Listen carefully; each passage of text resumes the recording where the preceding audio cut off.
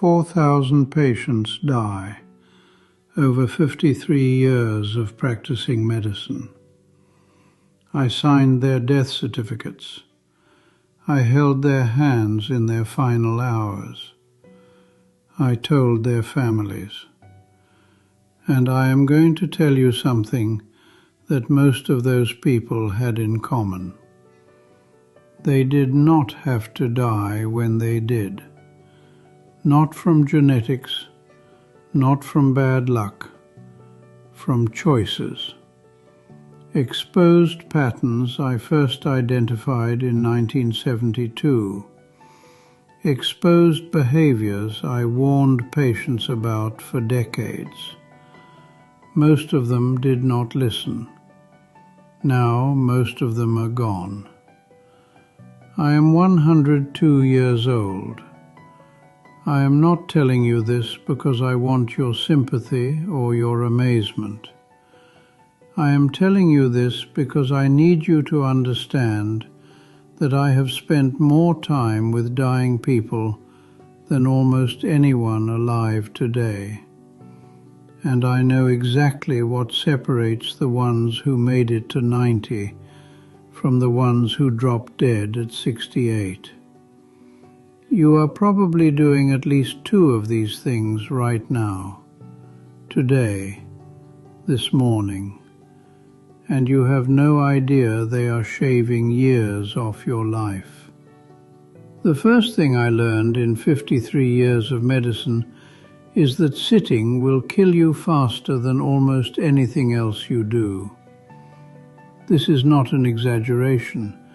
I watched it happen in real time, patient after patient. In 1981, I started keeping separate notes on my patients who sat for work versus those who moved. Accountants, secretaries, executives. They aged differently. Their blood work looked different. Their hearts failed sooner.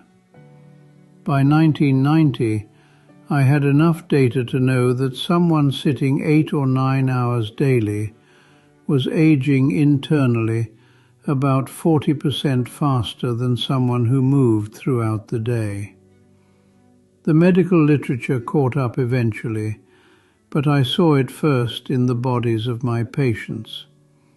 Here is what happens. You sit. Your circulation slows. Blood pools in your legs. Your lymphatic system, which depends on movement to function, stagnates. Toxins accumulate. Your muscles begin to atrophy within days of reduced use. After age 60, this process accelerates dramatically because your body loses the resilience it had at 40. I had a patient, a retired judge, who exercised every morning for 45 minutes, religiously. He thought he was safe, but he sat reading and watching television for 10 or 11 hours after that.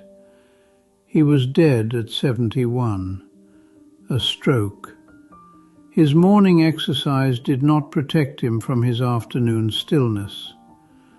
The solution is not complicated. Move every hour. Stand up. Walk to another room.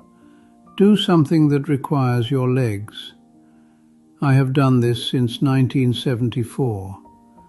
I set a timer. Every 50 minutes I get up. I am 102, and I still do this. The second pattern I identified was sleep. Not just getting enough sleep, but getting the right kind. I cannot tell you how many patients told me they only needed 5 or 6 hours. They said it with pride, like it was a sign of strength. It was a sign of delusion. Your brain requires 7 to 9 hours to complete its repair cycles. During deep sleep, your glymphatic system flushes out metabolic waste, including the proteins associated with cognitive decline. When you consistently cut your sleep short, you are allowing these toxins to accumulate night after night after night. I watched patients who slept poorly develop memory problems a full decade earlier than those who slept well. The correlation was so strong I could almost predict who would start declining based on their sleep habits in their 60s. And here is something the research is only now confirming. Broken sleep is worse than short sleep. Waking up 4 or 5 times per night, even briefly, prevents you from reaching the deep stages where restoration happens. Many of my patients did not even know they were waking. Their spouses knew, but they did not. If you wake up tired after 8 hours in bed, something is wrong. The third thing that kills people after 60 is loneliness. I know this sounds soft. It is not. Loneliness triggers a chronic stress response in your body. Your cortisol remains elevated. Your immune function decreases. Your inflammation markers rise. I had patients who were otherwise healthy but lived alone with no meaningful connections. They deteriorated faster than patients with serious chronic conditions who had strong social bonds. The data on this is overwhelming now, but I saw it clinically for decades. Humans are not designed to be isolated. After 60, when you lose a spouse or friends start dying, the risk of isolation increases dramatically. You have to fight it actively. Join something, call someone. Do not let weeks pass without a real conversation. The fourth pattern involves food, and this one makes me angry because the advice my profession gave for 40 years was wrong. We told people to eat low fat. We told them whole grains were healthy. We told them orange juice was good for them. We created a generation of seniors eating toast and jam and cereal and wondering why their blood sugar was out of control. After age 60, your metabolism changes. Your insulin sensitivity decreases. Your ability to process carbohydrates diminishes. Foods that were fine at 40 become inflammatory at 70.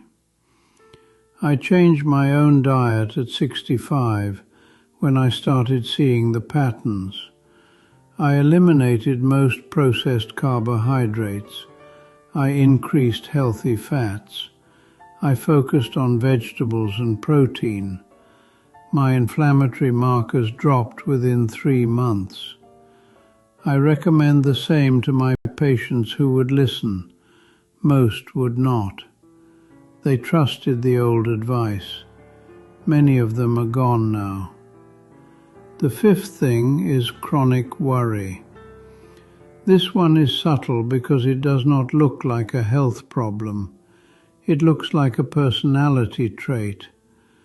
But constant low-level anxiety keeps your stress hormones elevated in a way that damages every system in your body.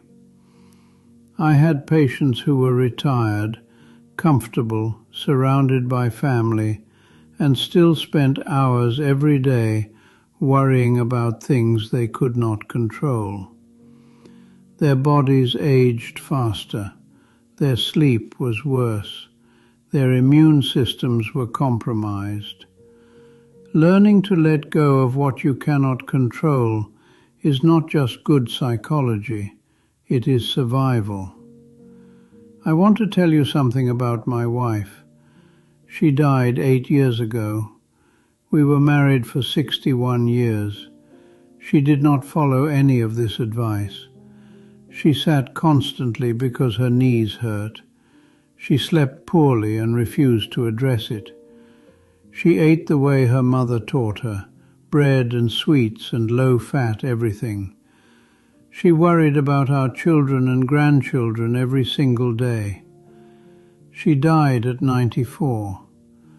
You might think 94 is a good age, but I watched her decline for 15 years before that. I watched her lose her mobility, her sharpness, her independence. Those final years were not a gift. They were a slow diminishment. She could have had another decade of real life. She chose not to change. I am 102. I live alone. I cook my own meals. I walk every day. I read. I call my grandchildren. I sleep 7.5 hours every night. I am not special. I am not lucky. I made choices. You are making choices right now, today, this hour. And I am telling you from 53 years of watching people die that those choices matter more than you want to believe. You do not have to change everything. Pick one thing. The sitting or the sleep or the isolation or the food or the worry. Fix one and the others become easier. I have buried 2 of my 3 children. I have buried my wife. I have buried 4,000 patients. I am still here. And I am telling you that most of the people I buried did not have to go when they did. You are still here too. What are you going to do about it?